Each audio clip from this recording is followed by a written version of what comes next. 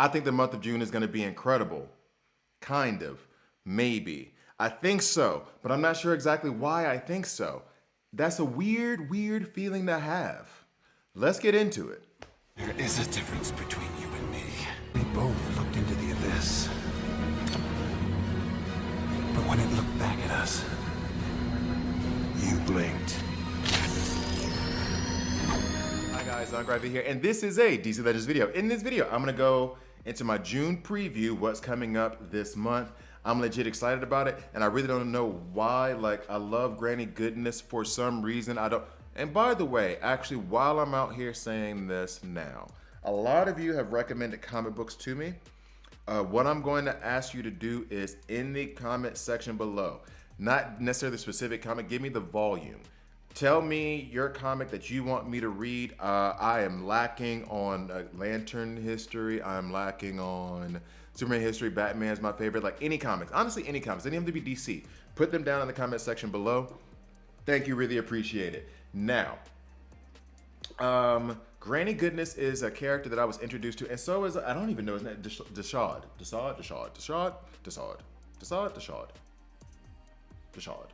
Are characters I was introduced to in the Superman animated TV series, like back in the mid-90s. But I mean, Superman, though I liked him, and I do like him in different like aspects, Batman was more my dude, so I never really followed up on the Superman stuff. Albeit Birthright was an awesome Superman comic. Damn near made me cry at the end because I just had a son, and then the whole thing with the thing, like, anyway, good comic there. So I don't know why. I love Desaad. I like Desaad. I love Granny Goodness. I don't know why. I was only introduced to them in that like limited interaction of an animated series, plus a couple times in a couple of like animated movies from DC. But like, I don't know why I gravitate towards those characters, but I do. Oh yeah, that was the other thing on the comic recommendation. Recommend something to me that has like Granny Goodness and Desaad in it that would like help expand the characters for you guys out there. Help me. But I did actually put in a video, like the top 5 or top 10 tunes that should be in the game, and Granny Goodness was one of those tunes.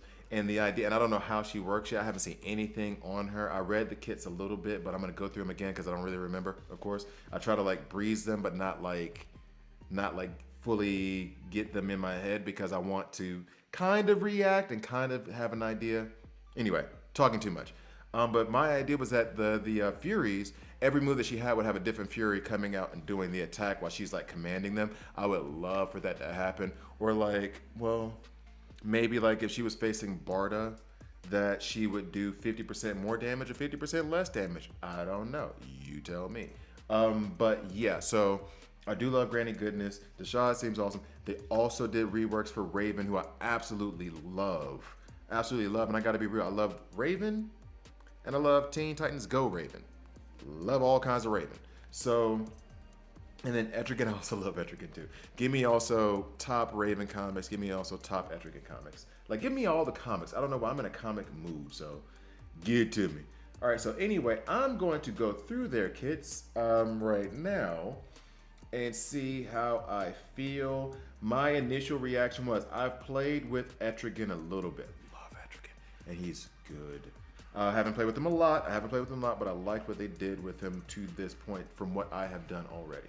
So, okay, I had to adjust. I wanted to adjust the screen a little bit just so you could see like the abilities a little bit more. Anyway, so June is here. June is here with Desaad, Master Interrogator of Apocalypse, and Granny Goodness, Ruthless Hound. Really? She's called the Ruthless Hound? All right, anyway. And reworked Etrigan the Demon. Yes. And Raven, Daughter of Demons. Yes. I'm sensing a theme. Find out all about the month's events below. So Desaad, Interrogator of Apocalypse, he's the login hero. I don't know if I should feel good or bad about that at the moment. His skin looks sick. Looks absolutely sick. So, so as one of Darkseid's henchmen and main torturer, Desaad is a manipulative, treacherous, and sadistic new god of Apocalypse that serves his master in his conquest. Temptation. Light special damage to an enemy and apply intelligence downs. Just one. Okay, 25% chance to call assist on the enemy. Okay. Of course, first thing you think of is Dark Side because anytime there's a decent A1, you kind of want to have it used multiple times. Um, or any call assist tunes for that matter. You're just, Dark Side is pretty much the best at it, but you'll have your Saint Walkers, your Green Lantern, Hal Jordans, your Hippolytas. Those call assist tunes, Dead Man, a lot of Mystic call assist tunes. So yeah. And then I like the 25% chance to call assist on the A1, which I think if it is a passive A1 attack, it should still proc to give you like a call assist chain. I want to see that in action before I say, if that happens, then cool. Persuasion, still 4 buffs from the enemy team for random allies. Steal up to 15% shield from each shielded enemy for Desaad. That's cool. I like that a lot. Legendary, 25% chance to purge 1 buff from each enemy. That's kind of blah. You have a 25% chance to purge 1 buff from each enemy. Like, no, that's nothing. Maybe like to purge immunities, 1 immunity from each, maybe, but even that would be kind of weak. It's still a buff heavy meta, so not really.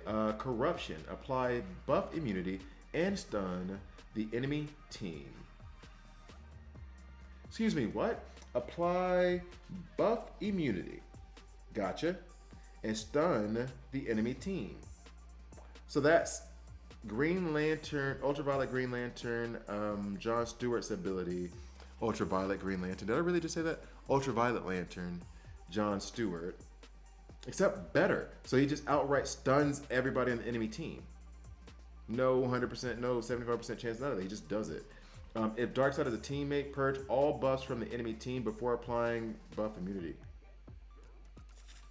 So wait, hold up. Now that does that before it applies the buff immunity, but not before it applies the stun. Like, I'm assuming it does it before it purges all buffs before applying both.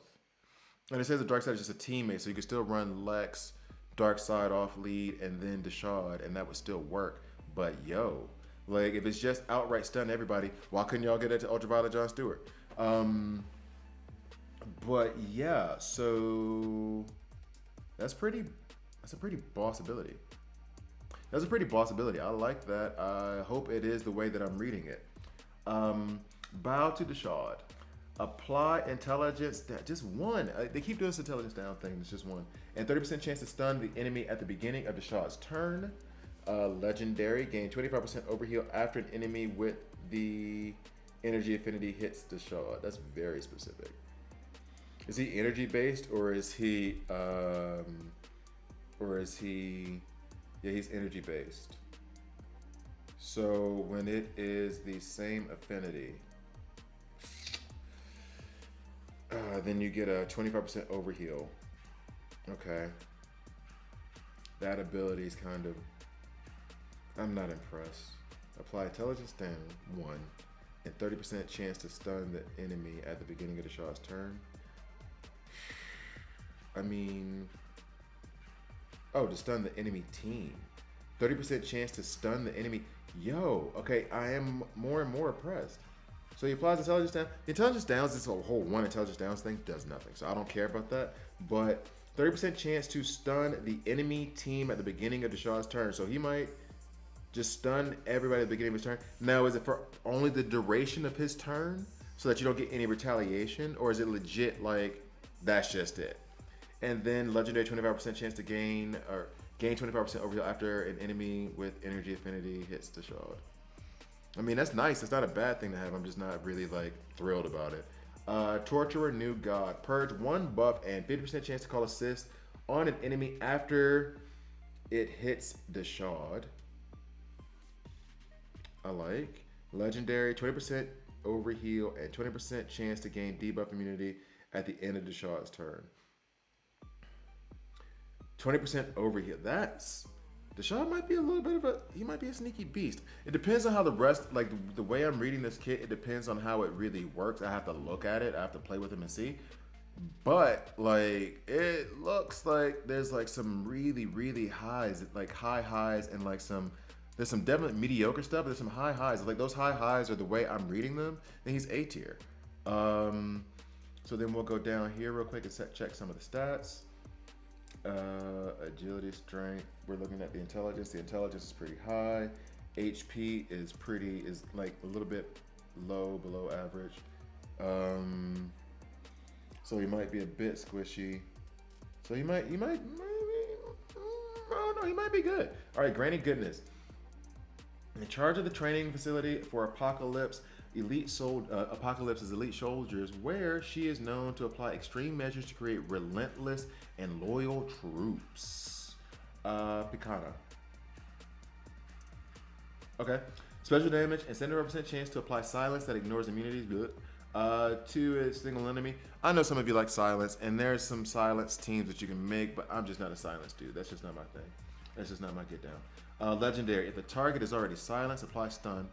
I mean better, but then runner with other. Well, let's see what the rest of the kit says. Runner with other silence tunes like Ravager, Deathstroke. Ooh, Jericho. I haven't really messed with Jericho a lot, but I could see him being in the center of some silence teams. And there was one of the Hush, Enchantress. There was another silence tune that I was just working on recently that I was trying to get to work. And I cannot remember who that is at the moment. So I'm just gonna let it be so this video doesn't end up being 45 minutes long while I sit here and think. Pendulum, special damage. And 75% chance to apply enrage to all enemies. Legendary, apply bleeds to all enemies if Granny Goodness's HP is under 50%. Apply bleed, so just one bleed to all enemies if it's below 50%. I mean, I guess okay. It's better than nothing, but again, not impressed. Finishing touch.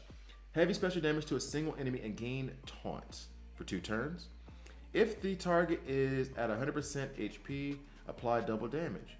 Okay, I like that. I like that. Now, at 100%, or does that mean 100% and above? I know. That's the lawyer in me. But still. Shondmantle.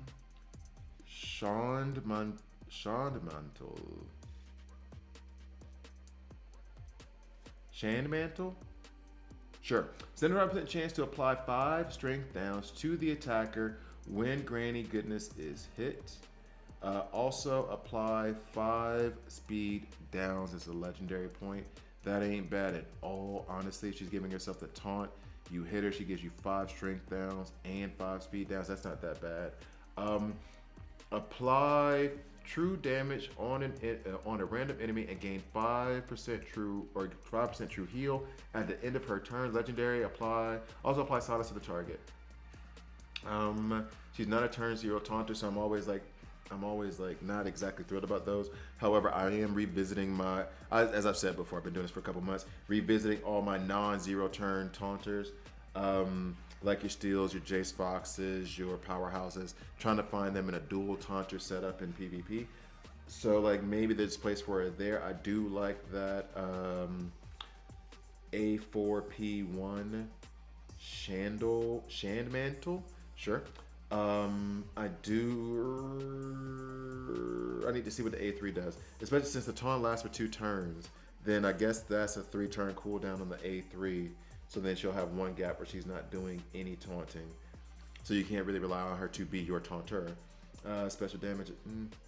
Okay. I am more impressed with Desaad's kit than I am with hers. Gotta be real. She must hit like a truck. Special damage. So that means we're looking at the intelligence stats. I mean, Desaad has more intelligence, no? Or am I going crazy? Doesn't Desaad have more intelligence? Desaad's intelligence is sitting right there at 3,000, and Granny Goodness's intelligence is sitting right there at. Where you at? Come on. Here we go. So, and her intelligence is sitting right at 2,700, 2,800. So he has more intelligence as well. Her HP. She's above average, so I guess she'll be a solid taunter. I don't know. She looks slow. Well, 110. Yeah, she's slow. Yeah, not too impressed by her. I think Desaad has this one. If his kit reads, like if his kit performs the way it reads, he's a beast. Etrigan, for more than 1,000 years, Jason Blood has been cursed to fight evil by transforming himself into the demon Etrigan. Love Etrigan. Burning Hands. Special damage to an enemy. Apply 20% true damage and heal immunity if Etrigan is overhealed. That is boss. I love that heal immunity on there. Legendary. Use Burning Hands once more if Etrigan is overhealed. So if he's overhealed, he's going to hit you with the A1 twice, give you heal immunity. Like that. Raining Hellfire. Special damage to all enemies. Use Burning Hands against a random enemy if another enemy is dead. Okay. Legendary. Reduce cooldown by 1 after use for each living enemy. Yo. How many cooldowns is on this thing? I think what's 5 turn cooldown? Merlin's Mystic Shield. Gain 4 intelligence ups, stun immunity, and an overheal. Legendary. At start of battle, Etrigan gains crit immunity for 2 turns and a light overheal. Okay. So, gain 4 intelligence ups. Oh, yeah. Okay. Because I'm trying to remember how his kit actually works because I used to use Etrigan a lot. I used Power Girl to go beast mode to get Etrigan in the very beginning of the game. I'll never forget that. It was awesome. I remember everything that I was trying to get past his final node. And I used to call it beast mode whenever, for some reason, when Power Girl does her whole like overheal to herself thing and starts attacking out of turn and whatever, I called that beast mode. And my RNG, it would never be like, it's going to do this time, and then it won't do it this time. It would just not do it for like an entire wave, 2 waves. And then for the next 2 waves, that's all she would do. And I remember I was sitting there like begging for beast mode to come. I was begging for beast mode to come, and then she went off, and I beat that node. I loved it. Man, I got to find another source of happiness. So, Gone, O form of man. I like Gone as a form of man more. Sorry. All right, so use Merlin's Mystic Shield and gain crit immunity on enemy death. This used, and it still is, a point of huge contention because that animation goes so long. Like, yo. Anyway, it's just annoying if you're like clearing waves really quickly with his, and he looks like he's a beast now because I've seen him during the rework and he's already like in my top 4 tunes just based on the power boost alone. Like he's outdoing level 80 tunes that I have on my account. Legendary also gained 5 intelligence ups. So he's gaining 9 intelligence ups when enemies die. Yo, that's stupid. Jason's Blood Chivalry. I think I have him. Yeah, I have him RB1. Jason's Blood Chivalry. Gain 1 true sight and 35% turn meter if an enemy revives. Use Jason's Blood Chivalry at the start of Etrigan's turn. If overhealed. So if he's overhealed, he's going to gain true sight and 35% turn meter if an enemy revives. What? And gain 35% turn meter. Legendary also gain 10 agility ups, which is great for your physical damage greens and mystics. For the physicals, it helps out a lot for the physical damage base. It does help out a lot. So, absolutely love him. Used him a little bit. I'm happy with what he's been so far. His intelligence is right around 2,900, so he's still outdoing Grain of Goodness, but Desaad got him in that. He's not tanky, but he's damn sure not squishy at 30,000 HP. But also after using him and having used him for a lot, I mean, they've done some tweaks to his kit and give him a power boost, which is awesome. Thank you. But with the way his kit was performing beforehand, he was pretty like hard to take out if you were using him correctly, to be frank. All right, so then Raven, daughter of demons. So, being the daughter of a demon lord grants Rachel Roth, I forgot that was her name, mystic powers, but using them could eventually enslave her to her father's will. Shadow Blast, heavy damage, and apply 5 affinity power downs to an enemy. Legendary if Raven is debuffed, 20 plus 25% damage. If not buffed or debuffed, 50% chance Raven gains awareness. Okay, cool. And I do like this whole like empathic, she's taking on damage, but it makes her better kind of mechanic they have with her. I mean, it's not anything new, but I do like that thing that they're doing, like empathic healing. Overheal on all allies. Raven takes 5% true damage. Legendary, purge 6 debuffs from primary target. Overheal increased by 15% per debuff purged. Raven acquires 4 random debuffs purged from the target. And then while she's debuffed, if she's debuffed, then she'll do 25% more damage. This is pretty sick. Daughter of Trigon, heavy special damage, and apply 4 int downs to all enemies. Heavy special damage. Oh yeah, because I did run that once and she wiped. That did do heavy damage. I'm trying to remember where it was so I know whether or not to be impressed or not. I think it was during the PvE event. Oh no, it was during, I already did her chapter 8 heroic campaign final node. And yeah, I turned my head for a second. I looked back, I was like, why is everybody dead? So yay. Legendary can't miss. Purge 10 buffs if primary target has evasion ups. Okay. Then we're looking at Demon's Acumen. 75% chance to deal special damage to an enemy that damage Raven. So 75% chance to deal special damage. Okay, cool. If they damage her. Start combat with death immunity. If, as a legendary point, if an enemy is attacked, 25% chance. If an ally is attacked, really yo? 25% chance to gain death immunity at the end of her turn. Okay, we like Weaver of Darkness, 75% chance to call empathic healing at the end of the turn. Legendary, all enemies gain minus 45% chance. Critical chance. Okay. I mean, that's all right. Right now, I mean, Etrigan looks like the winner in the clubhouse, but she does not look like a slouch. She was like slow as all get out, but and that's kind of like, oh, is she still? I mean, yeah. Yeah, she's terribly slow. I want to try to find some positive in it because I love her so much, but no, ain't nothing positive about that. So then her HP, so she's like right a little bit below average, like right at average. Intelligence, is she special? She's not special damage, right? Oh no, she is special damage, and her intelligence is pretty low.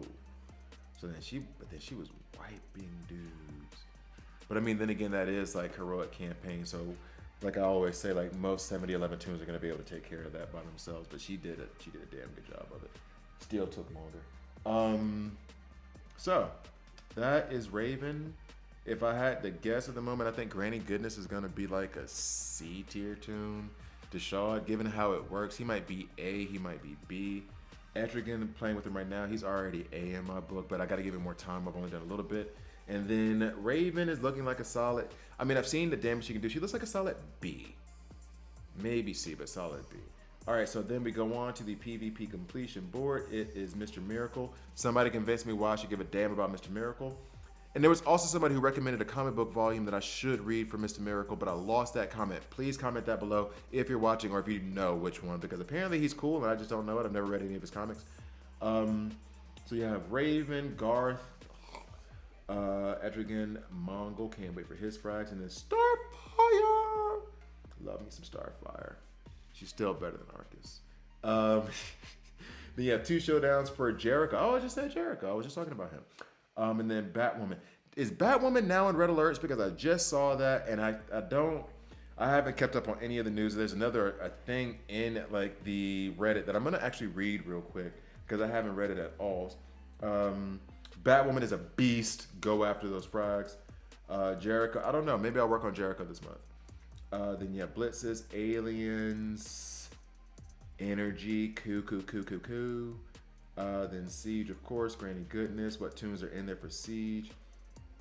Granny Goodness, Desaad, of course. Etrigan and Raven, we got it. Saint Walker, we got it. Stargirl, we got it, but probably won't use it. Kilowog, whom I love. However, the tunes I'm going to be using the most, which are going to probably be Saint Walker, Raven, and Etrigan. Kilowog ain't going to help because he's going to give it power strength ups and they're all special damage. Lady Shiva might work though if I use, but she's going to be faster than Kilowog, giving her 20% turn meter up at the beginning, or 35% turn meter up at the beginning of her turn. But I could still use, I could use the A3, then use his A2 to give her empowered strength ups, and use her A2, depending on if his Spectre's on the other side. So run him under Cheetah though, and she should still be able to take out, well, may be able to take out Spectre. He who shall not be named, I'm sorry. 10-day events, of course, for Desaad. 6-day event, Captain Adam. Yes, please. I'm going to be doing every day of that event and probably putting some gems into it too, because I want 410 of those frags. Well, I think I said 392 of those frags just so I could take him RB1. Team challenge, John Constantine Hellblazer. Very awesome tune, however, best in the early and mid game because he performs best when he has allies that die. So I'm going to go ahead and go down through this. The rest. Come on, where you at? And so you guys know today is a raid day, and so it's Sunday. And so I'm trying desperately to finish top 500 so I can get this skin for Enchantress. I want it. So that's what my goal is right now. And then there's this other skin from Bizarro that I actually like, but I'm not about to spend 10 bucks on it. Sorry. But I do like it. I do like the skin a lot. If I can get it free somehow, I'm totally down for it. All right, so then we go there. And then I think that's gonna do it. I wanted to know if there was some announcement about who, like the new tunes and red alerts. And then I think this is where they talk about the bugs, and I think I went into this in the May review. Yeah, PvP Wraith issue, thanks for that. And then identify the errors in the raid boss. So I went into that in my May review about how I'm upset about that and how I hope it doesn't affect other things. So let's go ahead and go real quick to this other announcement. I think it's regarding raid boss compensation and tournament status. Let me see. I think it's probably for the PvP thing, but let's see. Apologies. Yo, hurry up. Okay, so let's go ahead and do this. We want to address the current situation with our raid boss tournament. First of all, as a team, we want to deeply apologize for the underperformance of our raid tournament for the last 2 months. Our team has been working hard to identify the issues and will continue to work on finding a definitive solution. We apologize for it and we appreciate your patience. In the second place, in terms of compensation, we will send a global compensation for all players wherever you play raid boss tournament, or whether you play wherever you play raid boss. Whether you play raid boss tournament or not. The compensation will be sent after Memorial Day weekend. So okay. RB. So wait. This is what they meant. Ain't no way. Compensation. Level 5 XP match neutral 300. Legendary essence. 150,000 legendary essence. 600 Mongol frags. Ain't no, really? 10 rebirth crystals and 30,000 gems. Really though, that's like a deep. Okay, yo, okay, I'm easy now. 30,000 gems, 10 rebirth crystals, and 600 months. That can't be real. Somebody get hacked? That can't be real. As for the milestone rewards, players will still need to play if they want problems. If the problems do persist, energy will be sent to everyone and can still play raid. In the third place, we want to have this opportunity to let you know that Mongol's taunt will be removed in a short time. Cool. I'm down for that taunt being removed. Finally, our development team sends their apologies as stated before. They are still working on a fix. They've heard you and they sent their guy. I will say this. I will shout out this. Reeves, and I think there was, I can't remember who the woman's name was before. I deeply apologize. They do a very good job of communicating with the community versus other mobile games that I've played. I won't say anything specifically, but whenever mobile games, usually whenever I've seen other mobile games even address community issues, then they find a way to monetize it. You know what I'm saying? Like they say, oh, this is a problem. Well, we fixed it and give us 20 bucks. You know what I mean? Like they here's a way to fix this thing. All you have to do is buy all this stuff. And so like I appreciate that they gave all this stuff to us for free. And like I said, also in that previous video in the May review, like I get it. This job probably is very intense and you don't have enough people to test it or not enough resources. I understand all that. My biggest fear was that new players, new people who were playing were gonna like be disenchanted with the game and just quit. And then that's how the game dies, is when the new players don't come in. So I'm happy to see this conversation. It's absolutely awesome. It's fantastic. So yeah, thanks, appreciate it. In any case, thank you guys for watching. I try to do such videos every Monday, Wednesday, Friday. So please like, please subscribe. If you don't like it, subscribe and hit dislike. I'm okay with that as well. I have Parasite in-depth guide coming out this week. The final week of the free-to-play account is coming out this week. Then also Steel Revisited coming out this week. So thank you guys for watching all the way through, and I'll see you next time.